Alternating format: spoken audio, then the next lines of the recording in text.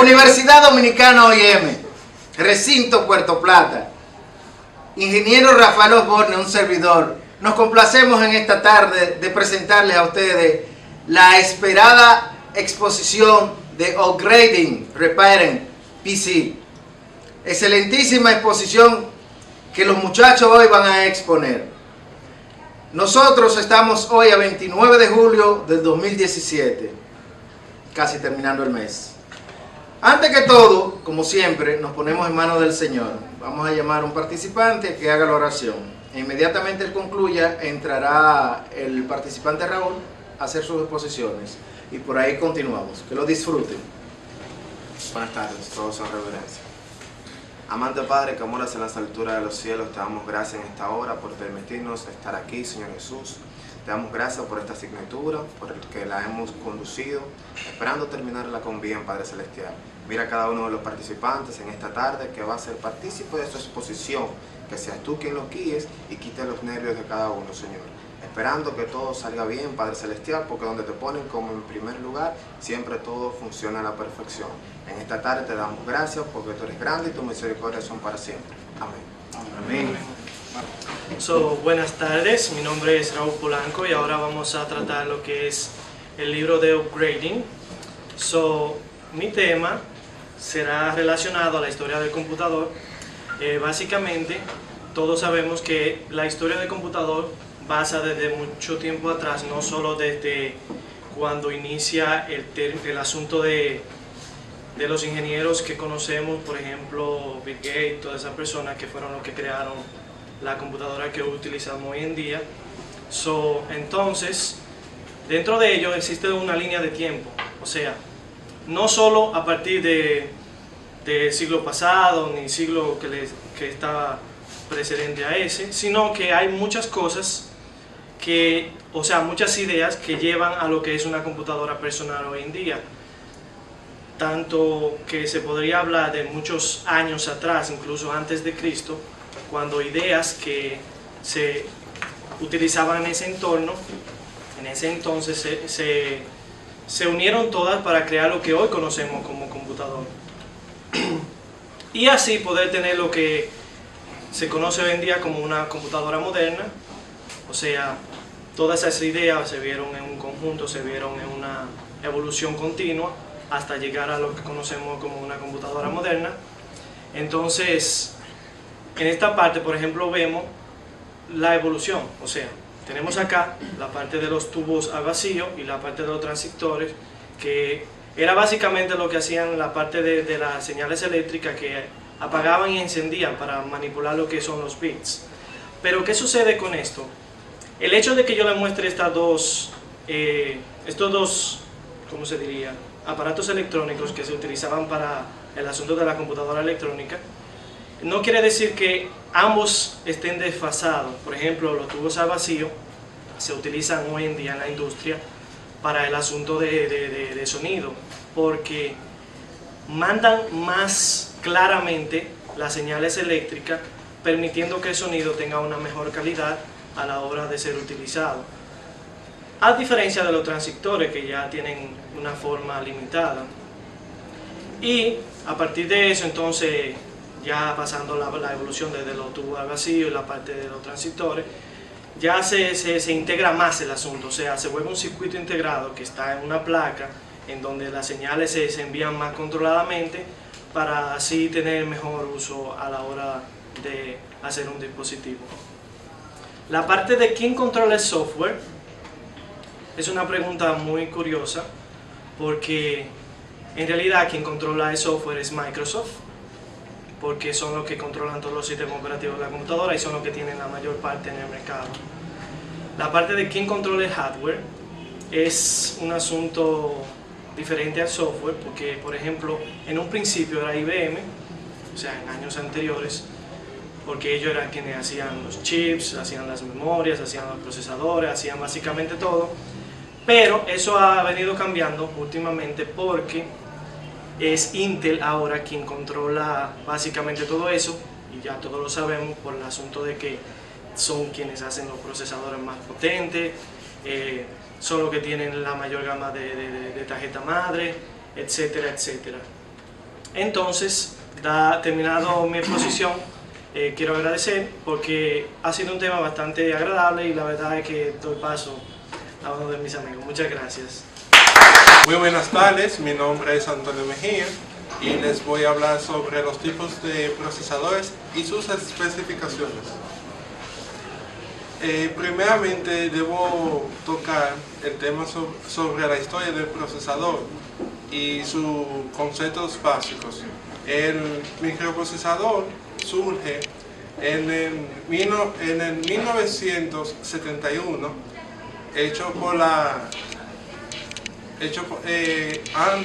antecediendo a lo que es el computador personal realizado por IBM.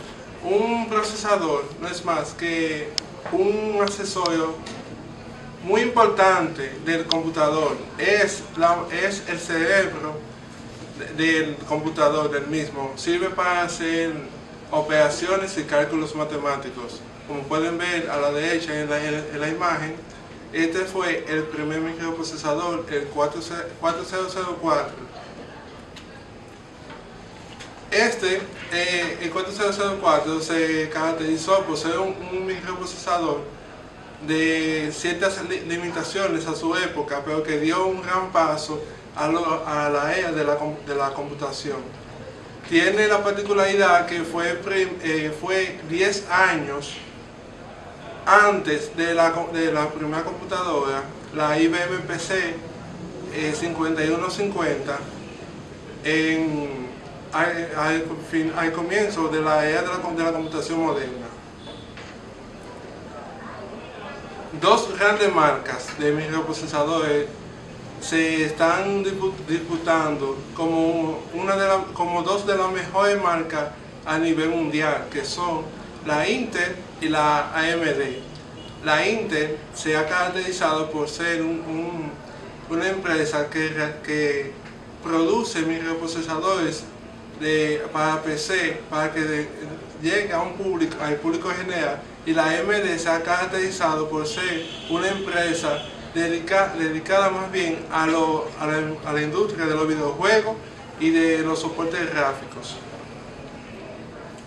La evolución del procesador se caracteriza por 4 pasos principales. Uno es el incremento del recuento y densidad del transistor, o sea, una mayor calidad.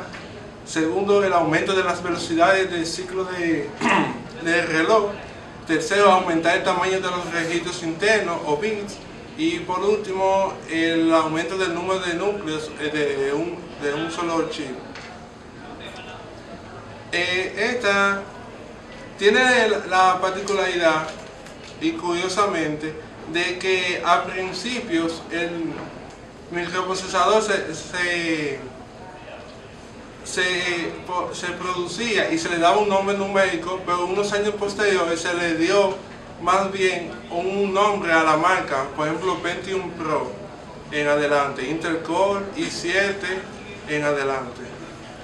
La evolución de la arquitectura de 16 a 64 bits, esta se especifica por el ciclo de reloj, el voltaje, los registros y la data y la memoria máxima.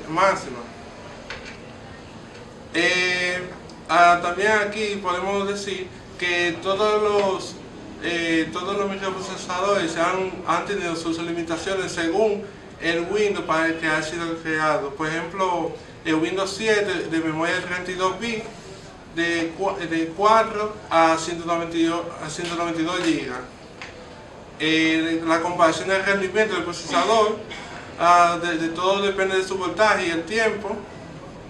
La tecnología multicore es la que se caracteriza por tener, está dividido en 2 partes de núcleo.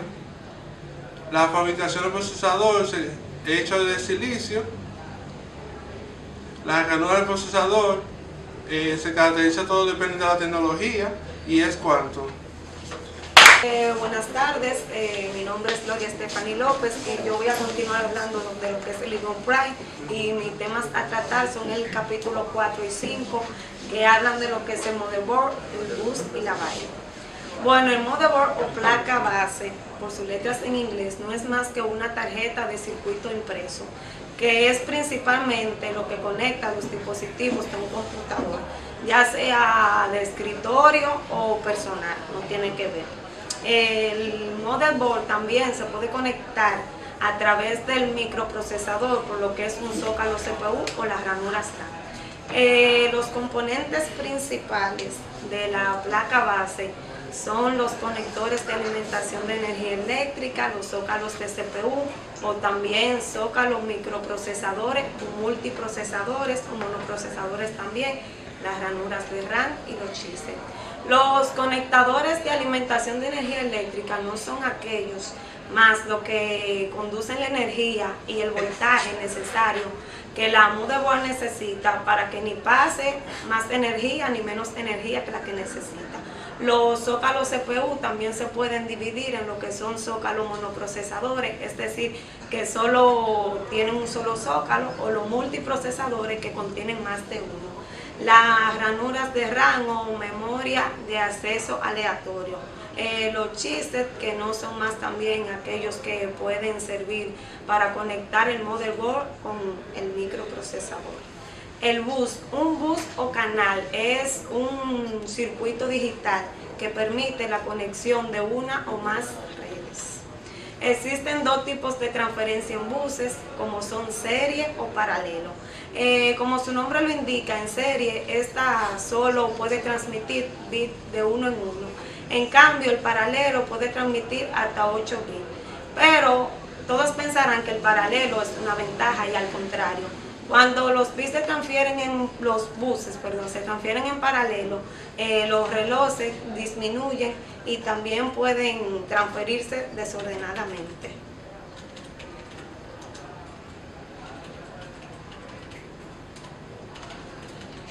También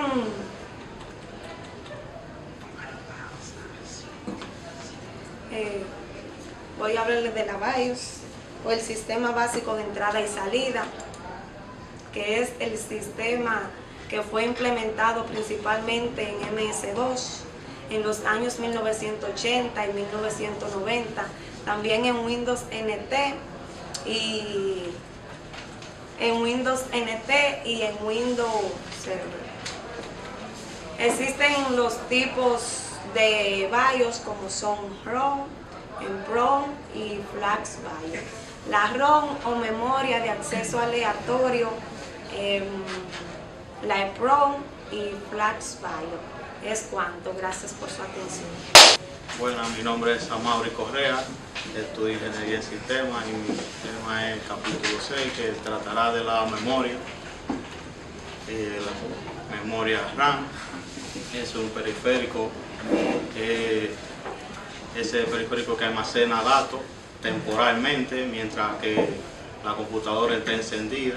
O sea que cuando la computadora está encendida, eso va almacenando datos. Si la apagan, se borran los datos. Memoria RAM DIMM. Esta fue una de las primeras memorias que se inventaron. O sea, esa memoria era integrada en el computador. Eso es lo mismo, esa almacena datos y mientras la computadora está encendida. DDR-RAM. Este es un chip desarrollado para la comunicación a velocidad muy rápida. Esta memoria mayormente se usaba en videojuegos, mayormente en los Nintendo 64. DDR3, esta viene siendo un sucesor de la DDR2. En ella se almacenan datos y tiene una velocidad y mejora el ancho de banda. Utiliza un 30% de energía menos que la DDR2. Aquí tenemos tipo de memoria. Tenemos la SRM, esa fue una de las primeras memorias que se crearon, ya está en desuso. Y DDRM, está la primera, pero muy lenta, o sea, fue la primera creada, pero muy lenta. DDR-RAM, tiene doble velocidad, tenemos la DDR2, DDR3, etc. SDR, esta sincroniza sincrónica, sincronizada con la velocidad del microprocesador. Aquí tenemos la DIN, que es SDR. Esta memoria tiene 168 pines y 84 de cada lado. Es simple, de color negro el zócalo, y cuenta con 2 ranuras o 2 cortes. Tenemos la DIN, esa tiene un zócalo de 184 pines y 92 de cada lado, soporta una capacidad hasta de 1 GB. Tiene un corte y no tiene color en específico. DDR2 tiene 240 pines, 120 de cada lado, tiene un corte y no tiene color en específico. La DDR3, igual que la DDR2, tiene 240 pines, 120 de cada lado, y tiene un corte y no tiene color en específico. Aquí tenemos operación de escritura. Si situamos en un bus de direcciones la posición donde se requiere escribir, por ejemplo, ahí tenemos donde dice registro, ahí se registra el número, donde dice el bus, ahí busca la dirección, luego va a la matriz de la memoria. Operaciones de lectura, viene siendo casi lo mismo. Aquí tenemos el cálculo de la memoria, que la fórmula es el tamaño es igual al número de localidad por el dato. Aquí tenemos la medición de empleado más para la capacidad de la memoria. Ahí tenemos una formulita. Bueno, es cuánto, gracias. 367 GB, el BIOS automáticamente hacía un bloqueo y no podía acceder a él. También tenemos el bloqueo de Windows. Cuando se crearon estas unidades existía Windows XP. Windows XP solamente permitía una unidad de 500 GB de disco duro. Entonces, a ese momento ya no se puede utilizar un disco duro de esta capacidad. Aquí tenemos los principios de almacenamiento magnético. Los almacenamientos magnéticos son los dispositivos que se usan actualmente, como son el disco duro y entre otros. Aquí vemos cómo funciona un almacenamiento magnético. El almacenamiento magnético funciona de una manera especial, ya que este almacenamiento ronda el disco duro entero y va sobreescribiendo con la punta magnética en cada uno del disco. Aquí vemos cómo se utilizan los almacenamientos magnéticos para almacenar los datos. Como ya le había dicho antes, esta parte es muy sencilla, no es tan complicada porque solamente la aguja de la punta tiene una de lectura y una de escritura junto con los polos. El polo positivo es el polo que escribe los datos y el negativo es el que lee los datos. Aquí vemos lo que es la ferrita. La ferrita es la parte central del disco duro que se utiliza para la escritura de los datos. Aparte que este material es sintético. Aquí vemos la cabeza magnética resistiva. Estas cabezas son especiales, ya que con ellas se escriben los datos a través del disco duro. Aquí vemos la medida de capacidad del disco duro, van de byte hasta jota, en lo máximo de byte. Actualmente solamente llegamos hasta terabyte. Hay un disco duro actualmente que salió que posee una capacidad de 10 terabytes. Hasta aquí en posición, buenas tardes. Buenas tardes, mi nombre es Kissy Nayeli Felicito y voy a hablar sobre el disco duro. Almacenamiento en el disco duro. Un disco duro es una unidad magnética que se encarga de almacenar la información en una computadora. Cuando la información, los programas, antes se medían en megabytes, ahora se mide en gigabytes y otros formatos. Se encuentra ubicado en la tarjeta madre, en una computadora. Tiene más capacidad que un disco flexible. ¿Qué es un disco duro? Como ha mencionado, es un periférico de almacenamiento. Avances del disco duro. Al principio, la historia del disco duro se remota en las tarjetas perforadas. Antes, los nazis utilizaban las tarjetas perforadas para contabilizar sus prisioneros, sus municiones, entre otras cosas. Esto dio origen a que se creara el disco duro, pero en vez de tarjeta perforada utilizaban discos. La IBM Ramat 350 fue el primer ordenador que utilizó un disco duro. Tenía una unidad de almacenamiento de 5 MB y tenía una cierta cantidad de platos. La IBM 3340 Winchester es el padre del disco duro moderno. Tenía una capacidad de 30 MB. Tenían varios discos, unos independientes y otro permanente para la lectura y escritura de datos. La llegada de los 5.25 y los de 3.5 pulgadas, uno tenía la capacidad de 5 MB y el otro una capacidad de 10 MB. El 0.663 Core Size fue el primer disco duro con una capacidad de 1 GB de almacenamiento. El factor de forma. Cuando hablamos de un factor de forma, estamos refiriéndonos a su estado físico, a los diferentes tamaños. Los discos duros mayormente tienen los universales tienen de 2.5 pulgadas y de 3.5. Los de 2.5 pulgadas se encuentran mayormente en las portátiles y los de 3.5 pulgadas se encuentran en las computadoras de escritorio. Funcionamiento.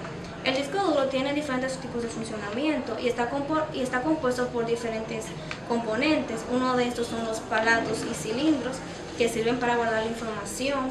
Tenemos el cabezal de lectura y escritura donde se lee y se escribe la información. Tenemos el motor de platos que da el giro a los platos. Tenemos el electroimán que sirve para que se mueva el cabezal. Tenemos los jumpers, el conector para la interfaz, ese tipo de conexión. Y tenemos el conector de fuente de alimentación. Los tipos de conexión de datos.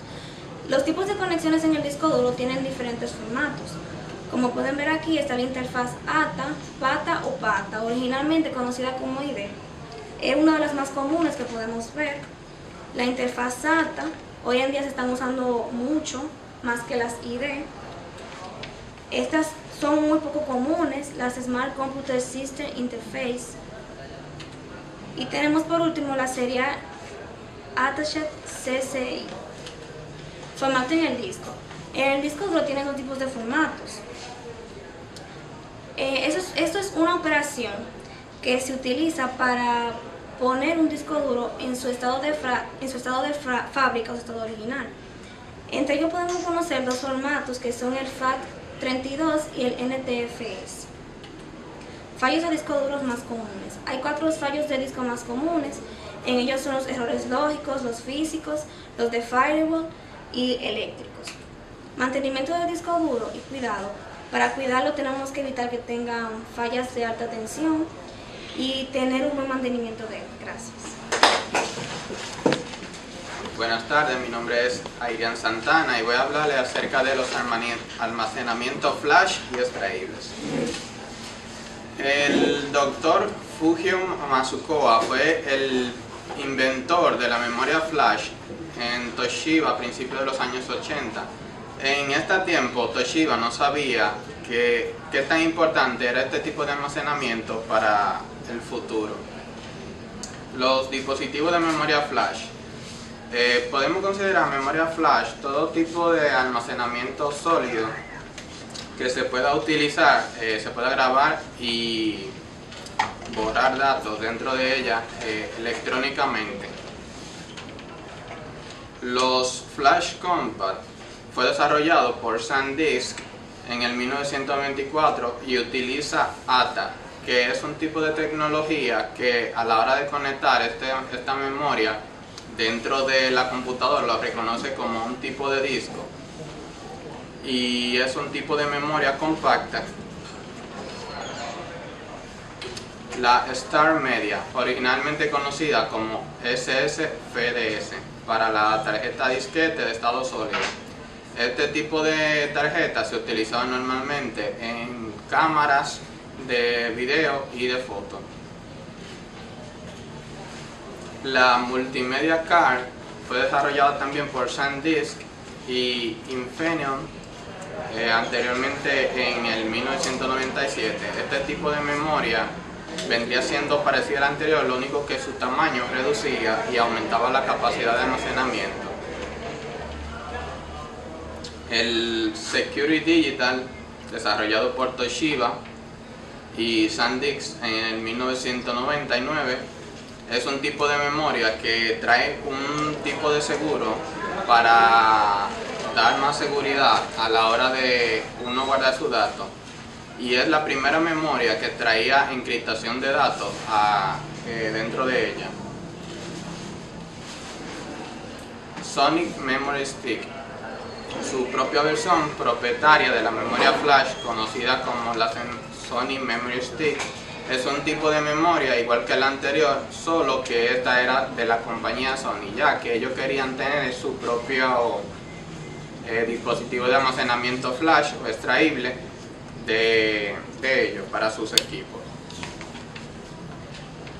El ATA Flash Card, aunque el factor de la PC Card se ha utilizado todo el tiempo, fue uno de la memoria de ordenadores. Era una caja especial que uno podía introducir la memoria que traían las cámaras digitales, y podíamos conectarlo a la PC, incluso en los PC portátiles. Algunos traían para conectar directamente esta memoria y poder sacar tus archivos. La tarjeta XD Picture tiene un controlador más rápido que permite la transmisión de fotografía o de datos multimedia dentro de ella. Los SSD son unidades de estado sólido, aunque podemos denominar cualquier SSD, cualquier tipo de dispositivo de almacenamiento que no sea mecánico, como los discos duros de almacenamiento magnético o tubos del vacío. Cualquier dispositivo que contenga un chip de almacenamiento y no un disco de magnético, podemos considerarlo SSD. La SSD Virtual RAM utiliza memoria RAM para almacenamiento. La ventaja de esta sería que su almacenamiento es más rápido, pero a la hora de apagar la PC se borra todos los datos. Gracias. Bueno, mi nombre es Ronald y les voy a hablar sobre hardware de video. Bueno, entre los hardware de video tenemos los adaptadores de pantalla y monitores, que nos permiten adaptadores de pantalla de video. Entre estos está el AMD adaptador de pantalla macromática, el HGC tarjeta gráfica EULES, CGA adaptador gráfico en color, EGA adaptador de gráfico mejorado, VGA Video Graphic Array, SVGA Super. Aquí tenemos los tipos de adaptadores de video. Un monitor requiere una fuente de entrada. Las señales que se transmiten al monitor provienen de uno o más videos en el sistema. Aquí tenemos los chips de video o placa base integrado. Entre eso está los circuitos que tiene la tarjeta madre, o sea que aquí tenemos los Biocom Resortor, ranura PCI, ranura AGP, puerto joystick, puerto paralelo, zócalo, entre otros. El CPU video integrado. En la generación anteriores de CPU teníamos que agregarle al CPU una tarjeta de video, pero en estos últimos años el CPU trae una tarjeta integrada. Intel y AMD han movido las funciones de video dentro del propio procesador. Tenemos los componentes de adaptador de video. sistema básico de entrada, salida de video BIOS. Proporciona el firmware que controla la tarjeta de videos, el procesador de video, acelerador de video, coloca texto o información gráfica de pantalla y proporciona aceleración 3D. Memoria de video contiene la información. Conector de bus conecta una tarjeta de videos discreta a la placa base. Identificación de los chips de video y sistema. Entre los identificación está una mejor comparación de la tarjeta o sistema con los demás, acceso a las especificaciones técnicas, acceso a reseñas y opiniones, la capacidad de tomar una mejor decisión de compra, la elección del fabricante de la tarjeta o del fabricante del chip y de los controladores. Bueno, aquí tenemos las interfaces de visualizaciones de video. Una interfaz no es más que aquello que nos proporciona la manera más sencilla de interpretar las imágenes en los monitores. El uso de varios monitores. El uso de varios monitores es útil para diferentes funciones, como por ejemplo para la programación, que puede ejecutar varios códigos en diferentes monitores, en los editores de video, para los DJs, entre otros. Gracias. Mi nombre es Nelson Eliezer y le voy a hablar de lo que es el hardware de audio. El hardware de audio viene siendo de los últimos años algo exótico, ya que todos los dispositivos y sistemas que se crean tienen que tener buena entrada y salida para el audio. Conceptos y términos de hardware del audio. Aquí tenemos los términos de un CD, que puede ser, el audio tiene un formato de 24 y 32. La naturaleza del sonido. La naturaleza del sonido se forma a través de vibraciones que van formando como una especie de burbuja, y así se penetra en nuestro oído y podemos escuchar lo que es, pues, los sonidos. La evaluación de su hardware de audio. Para la evaluación, esta evaluación se mide con el rango de la frecuencia, la distorsión armónica y otras cualidades que utilizan para medir el audio, la calidad del audio.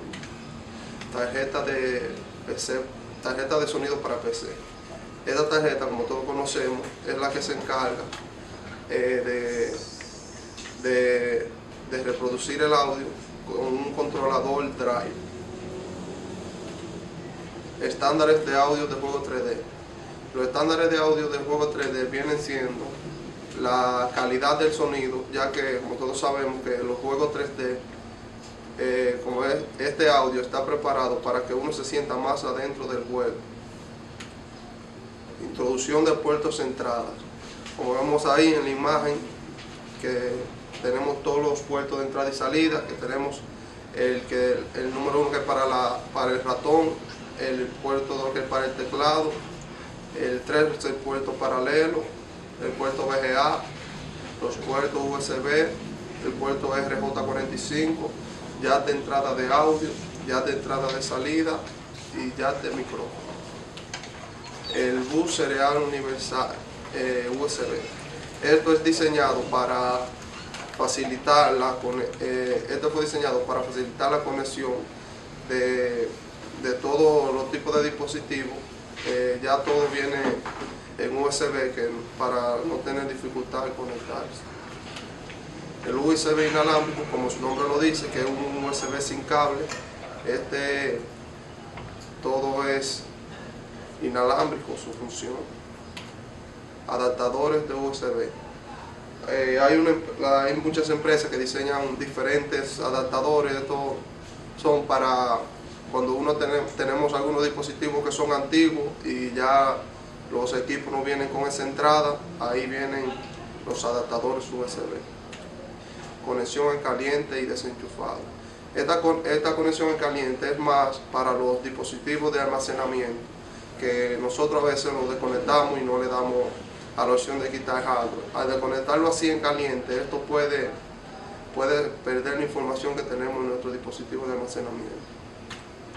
Tecnología Thunderbolt. Esta tecnología la comenzó a implementar Intel en el 2009. Esta es una tecnología que permite la comunicación de datos, o sea, el internet, a través de lo que es la corriente eléctrica. Al principio, cuando comenzaron a implementarla, esta comenzó con una capacidad de 10 GB y hasta ahora va hasta los 100 GB. Gracias. Buenas tardes, quien le habla, José Ramón García. Vamos a hablar sobre los dispositivos de entrada, específicamente del teclado. Todos sabemos que el teclado es el principal periférico de entrada de un computador. ¿Y esto es por qué? Porque desde que surgen los sistemas operativos, anteriormente no existía lo que era el mouse y la computadora funcionaban a base de comandos. Y dichos comandos eran introducidos por el teclado.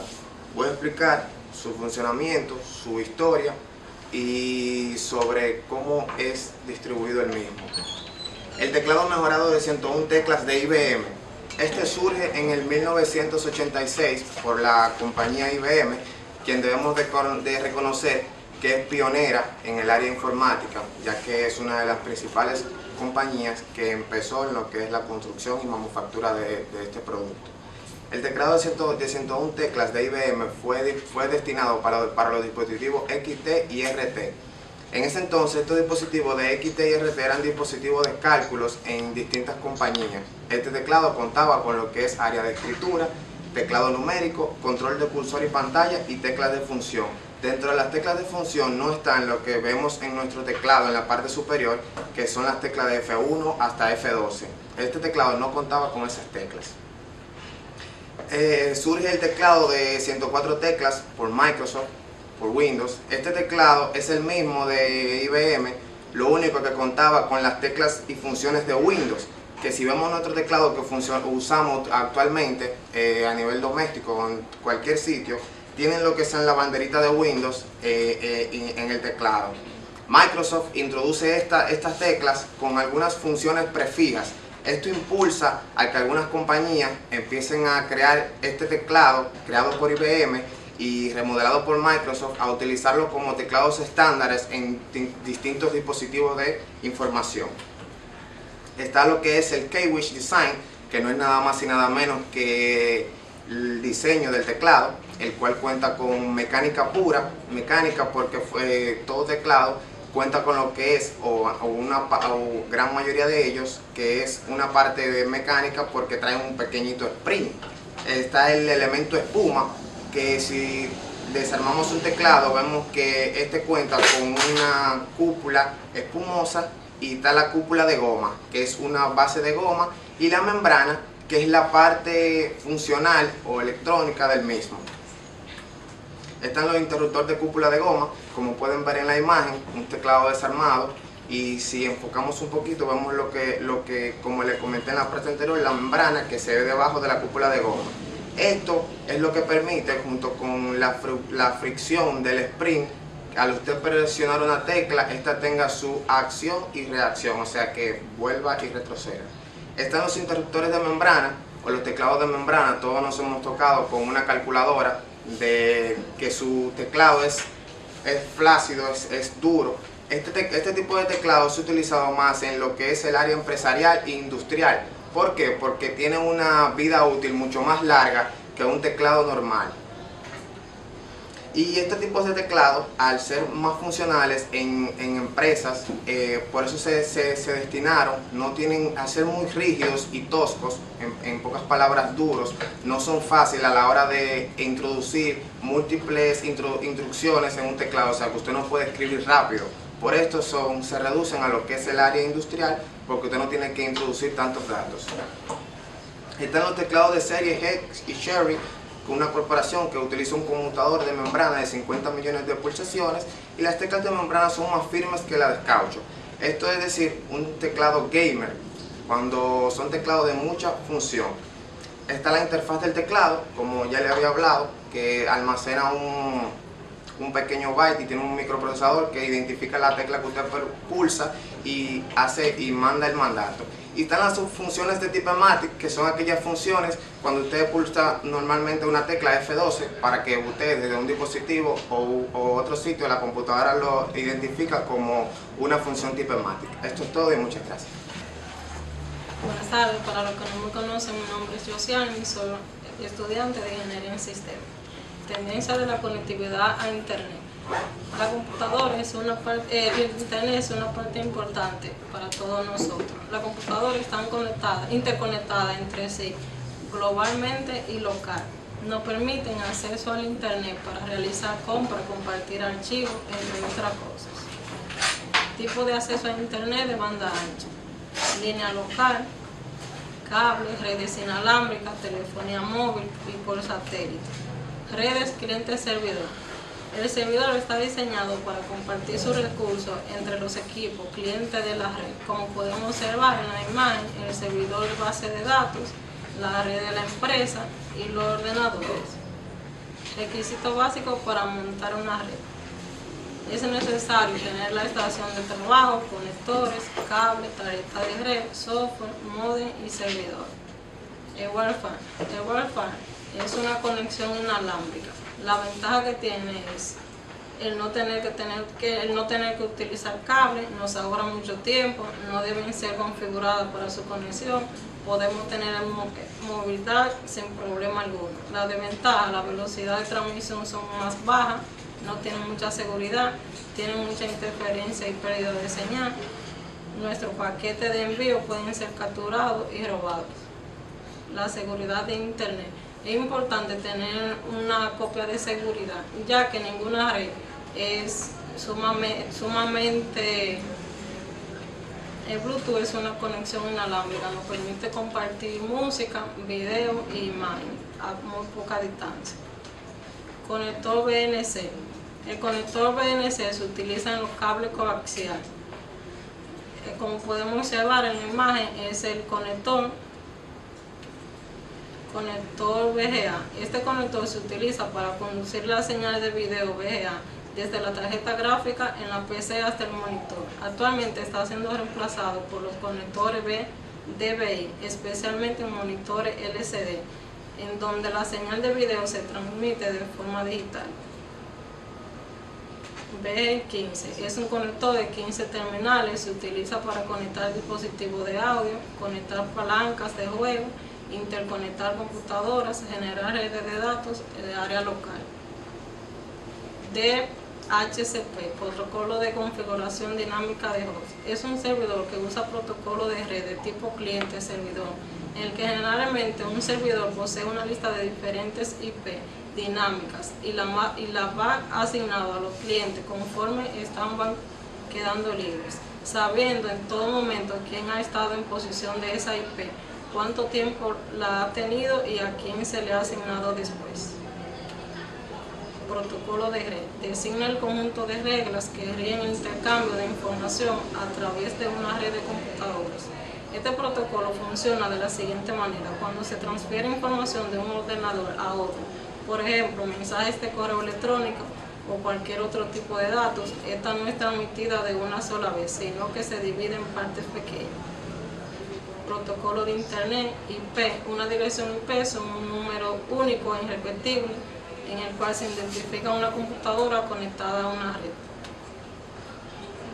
IP dinámicas son direcciones que utilizan un número distinto cada vez que un dispositivo se conecta a Internet. Habitualmente los proveedores de Internet utilizan direcciones IP dinámicas públicas para dar acceso a la conexión a sus clientes. IP fija o estática. Esto permite al usuario montar servidores web, correo, FTP y dirigir un dominio a esta IP sin tener que mantener actualizado el servidor cada vez que cambie la IP o como ocurre en la IP dinámicas. Redes por libra. Hasta aquí mi posición. Gracias. Buenas tardes, mi nombre es Carlos Manuel Pérez Solís, estudiante de Ingeniería del Sistema. Yo les voy a hablar de lo que es la fuente de alimentación, Power Supply o fuente de poder. La fuente de alimentación no es más que ese aparato que tiene la computadora, cuya función es transformar la energía. Recibe la energía alterna, la corriente alterna, y la convierte en corriente directa. Esta es la parte interna del Power Supply, que está conformado por disipador de calor, transformador, condensador electrolítico, resistencia, bobina, conector de corriente alterna hembra, selector de voltaje y extractor de calor. La función, como le dije anteriormente, es convertir la corriente alterna en corriente directa mediante una serie de componentes como son el filtro, puente rectificador, condensador, transistor, transformador, entre otros. Aquí tenemos ya lo que es la energía convertida en 3.3 voltios según requiera cada componente que forma la computadora. Aquí tenemos el interruptor de potencia ATX. Este es el más reciente. Como ustedes pueden ver, todas las computadoras tienen al lado del botón Power, el botón de encendido, tiene dos o más lucecitas que le indica cuando el computador está encendido. Aquí tenemos los interruptores de alimentación, que son dos tipos, AT y ATX. Uno cuenta con 20 pines y otro con 24. Aquí tenemos donde se conecta el Power Supply a la tarjeta de red para que ésta pueda ejercer sus funciones. Aquí tenemos los conectores de la fuente de alimentación, que tiene diferentes tipos de conectores. Aquí tenemos el diseño de una tarjeta madre ATX. Esta no es estándar. Ahí podemos ver todos los puertos y zócalos donde van conectadas las memorias, donde van conectados los cables de SATA para poder hacer que funcione la computadora. Aquí tenemos los conectores de alimentación adicionales, como son el ATX, que va conectado a la tarjeta madre. También tenemos los que van conectados al disco duro y a los disquetes, que ya por cierto no se usan los disquetes. Aquí tenemos los conectores de alimentación de los periféricos, como son los puertos VGA, USB, los puertos de audio, de redes, y también donde van conectados el mouse y el teclado. Este es el conector de alimentación de disquete. Estos son los conectores de alimentación serial ATA. Uno es para la conexión de datos y el otro es para la conexión de la energía. Aquí tenemos la especificación de la fuente de alimentación. Toda fuente de alimentación tiene una especificación donde indica la capacidad de energía que le puede entrar y en la capacidad que vas a convertir la energía saliente. Hasta aquí mi exposición. Muchísimas gracias. Buenas tardes, mi nombre es Michel de León, estudiante de Ingeniería en Sistemas, y le voy a hablar sobre Building or Upgrading System. En español significa construir o actualizar un sistema. Primero que nada, le voy a hablar sobre las ventajas de crear su propio sistema. Hoy en día las personas prefieren comprar una computadora ya lista que ponerse a crear un sistema. Pero crear su propio sistema tiene sus ventajas, y una de ellas es la personalización. Cuando se crea un propio sistema, se tiene la ventaja de poder colocar los elementos necesarios que la persona desea, ya sea el tipo de marca, el precio y el modelo. Otra de las ventajas es la actualización. Cuando se crea un sistema, las personas pueden aumentar los elementos que han puesto en él, ya sea como un disco duro con más capacidad, memoria RAM, tarjeta de video, tarjeta de sonido. Otra de las ventajas es el software. Cuando se compra una computadora ya lista, viene con un sistema operativo instalado, pero cuando se crea una, se le puede instalar el sistema operativo que la persona desee. Ahora bien, crear un sistema tiene sus ventajas. Entre ellas una es la garantía. Cuando se compra una PC lista, tienen la garantía del equipo completo, por lo que si falla se puede devolver al fabricante para que la repare. Pero cuando se crea un sistema, no tiene garantía del equipo. Ahora bien, algunas piezas tienen garantía y se pueden devolver. Otro de las desventajas es el esfuerzo. Para crear un sistema se necesita de mucho tiempo. Una persona que nunca haya creado su propio sistema va a tardar más que otra persona que ya tenga experiencia. Y otra de las desventajas es el precio. Mayormente los grandes fabricantes de computadoras consiguen precios más económicos en las piezas porque compran al por mayor. Pero cuando se arma una propia computadora, las piezas se compran individualmente, lo que causa que el precio sea mucho mayor. Los componentes de un sistema son, primeramente se usa el case, que también es conocido como gabinete, carcasa o chasis.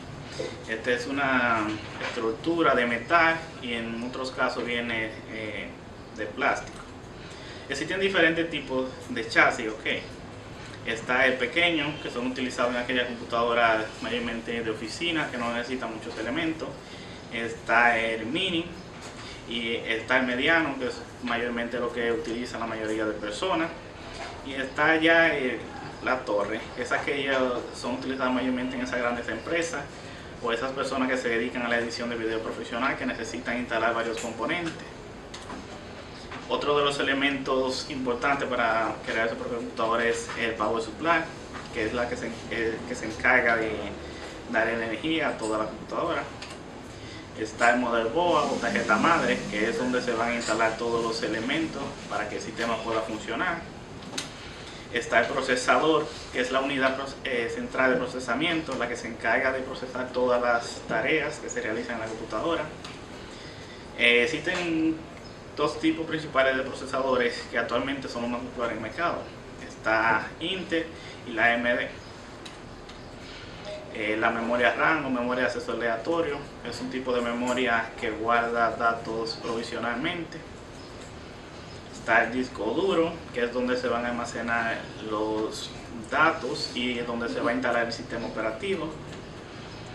Están estos periféricos de entrada, que es el teclado y el ratón, que sirven para introducir datos en la computadora. Está el monitor, donde se van a ver todas las tareas realizadas en la computadora. Y por último está el sistema operativo, que existen varios en el mercado. Uno de los más populares y más usados es Windows, Linux, entre otros. Gracias. Mi nombre es Every Mejía. Yo le estaré hablando sobre diagnóstico, prueba y mantenimiento de PC.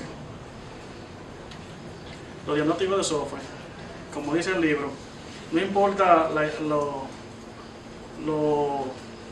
bueno que sea tu PC, ni lo bien escrito que esté el software.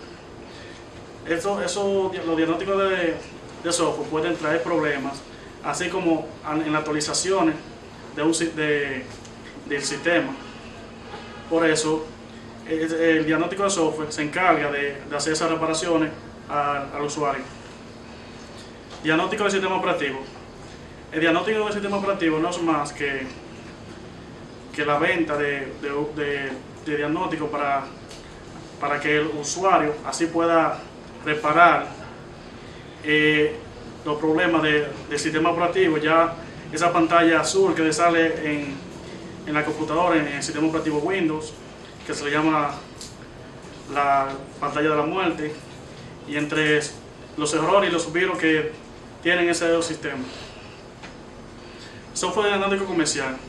Este software diagnóstico es un software tercero, ya que el técnico lo utiliza para los sistemas operativos que se instalan nuevos en dicha compañía. El proceso de arranque. El proceso de arranque no es más que cómo arranca la PC desde cero. Y para eso tenemos 6 etapas para que la computadora inicie. Primero presionamos el botón de arranque de la fuente de energía del motherboard. Ese es el primer paso. El segundo es la CPU, activar el BIOS. que revisa, inicializa y configura los dispositivos y transfiere el mando al dispositivo de boteo al inicio. 3. Se lee los primeros sectores del disco duro donde se encuentran las configuraciones de inicio del sistema operativo. 4. Windows inicia los procesos, comprueba e inicializa todos los dispositivos conectados al motherboard. 5. Se inicia el explorador y se muestra el escritorio. 6. Finalmente se carga todas las aplicaciones que inicia con Windows. Inicio de Windows 2000 XP, Windows Vista y Windows 7. Lo primero que el Windows XP y el Windows Vista tienen los mismos códigos de Windows NT, ya que le hicieron con esas mismas configuraciones ya que viene con esos pasos de configuraciones para ese sistema. El Windows 7 ya viene con la estructura de Windows XP y todos los sistemas operativos que vemos ahí, todito cuando inicia por primera vez, sacan el botón de inicio a la pantalla. Seguridad. Cuando hablamos de seguridad, hablamos de la seguridad de la computadora. Ya viene siendo la energía. La computadora maneja de 3.3 voltios hasta 5 y 12 voltios. Esto quiere decir que es muy difícil que una computadora, si tenemos esa energía bien con el power supply, se queme. Pero el monitor SRT puede tiene una corriente más activa de 110 voltios a 220. Mantenimiento preventivo.